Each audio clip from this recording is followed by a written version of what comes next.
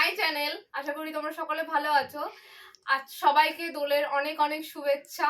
সবাই ভালো করে দোল কাটিও। তো আজকে আমি ব্লগ শুট করছি, এটা কালকে পোস্ট করব, তাই জন্য আগেই হোলির শুভেচ্ছা জানিয়ে নিলাম। ঠিক আছে, কালকে অনেক প্ল্যানিং আছে। আজকে তো আমার মা একটু রং এনেছে, তবে পিছাইটা এই পিছাইটা কেন সন্ধ্যাবেলা পিছাইটা আনলে ভালো হতো। এই দেখো রকম আমার তোমার ভাই না? এই ভালো লাগছে তো? হ্যাঁ। ওরা কি বাকি আছে? পরে গইটা পড়বো না, পরে নিতে ইন্ট্রো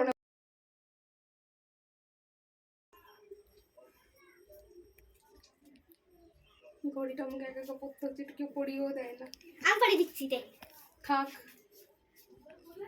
থাক, এরকম করে বলছিস, দাঁড়া আমি পড়িয়ে দিই। তিরক করে বলছি তো, আমি পড়ি। বৌমানি কেউ ক্যামেরাতে না না এবার এদিকে দাঁড়াও, কি বলবো দাঁড়াও একটু ভেবে নি। Welcome to my channel. আগে হোলি শুভেচ্ছা। এই দাঁড়াও না, hello guys, welcome to Riya girls zero. না না, এইসব লিখবো না, এইসব বলবো না। এরকম বললে ভালো লাগবে না তো। Hey guys, welcome back to my channel. সবাইকে হোলির অ্যাডভান্স অনেক শুভেচ্ছা। তো সবাই ভালো করে মানে এই সমস্ত বলে নেবো। তারপরে যে ওই দেখো আমার বনু, মানে ব্যাঙের মতো লাগছে না তো? দেখো না না, ভালো লাগছে, সত্যি বলছি ভালো লাগছে। এরকম করে দেবো, ঠিক আছে? এই দেখো আমার আচ্ছা এবার চুপ, অন করো। ডিউটিতে যাচ্ছি, রেডি হয়ে নিয়েছি। চলো দেখা যাক আজকের দিনটা কিভাবে সেলিব্রেট করি। আশা করে আমি ডিউটিতে যাব। পরে দেখা হবে, টাটা।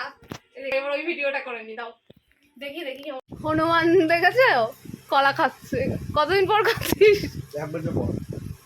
ছি, এরকম অবস্থা তোকে দেয়নি কেউ, তোর জন্য আমি খাবো না।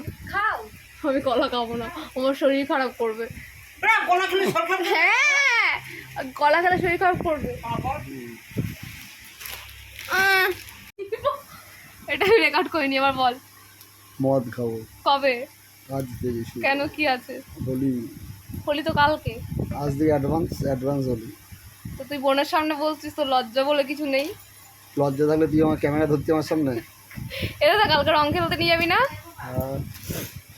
হ্যাঁ, এবার করেছি, এবার করি। করার সময় আমার দাদাভাই চলে এসেছিলো এবং ও বলছিল ওর দোকানের সামনে কেউ ভিডিও বানিয়েছে। তারপরে ওখান থেকে আমি রিলস বানিয়ে বেরিয়েছিলাম ডিউটিতে।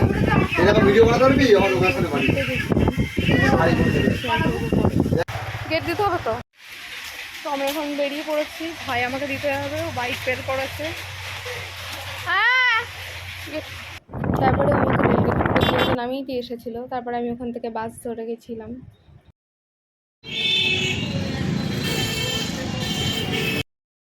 8:30টার সময় ও আমাকে নিয়ে বাড়ি ফিরছিল। তারপরে আমি আবার ফ্রেশ হয়ে সেই তখনই মেলায় গেছিলাম।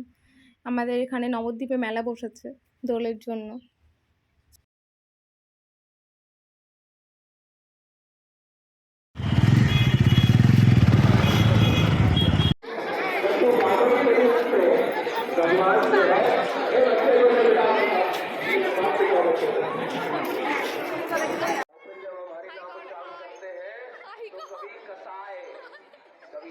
এখানে আমার একটা বোন এসেছিল দেখা করার জন্য, ওর সাথে আমার অনেক দিন থেকে দেখা হয়নি। তারপরে আমরা একটুখানি ঘুরে, সেরকম কিছু ঘোরা হয়নি, যেটুকু যাওয়া যায় আর কি ওইটুকু ঘুরে বাড়ি চলে এসেছিলাম।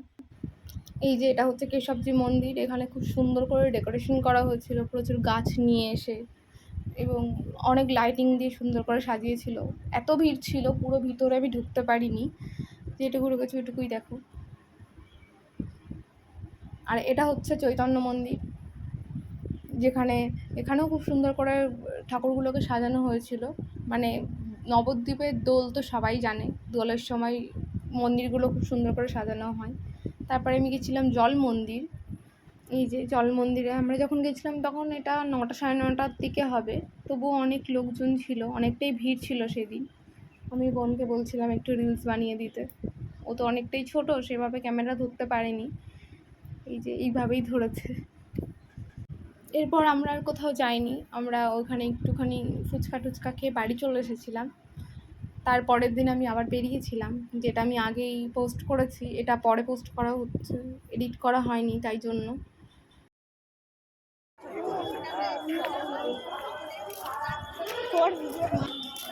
হরিণগুলোকে দেখা কি সুন্দর হরিণ খাওয়া হয়েছে।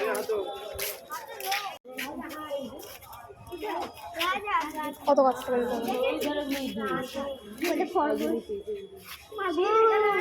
চলো হরিণ কোথায় পায় আমি তাহলে আমাকে আবার খুঁজতে হবে তাহলে আমি এটা কিনে পুষবো লোকে হাতি পুষতে করি খরগোশ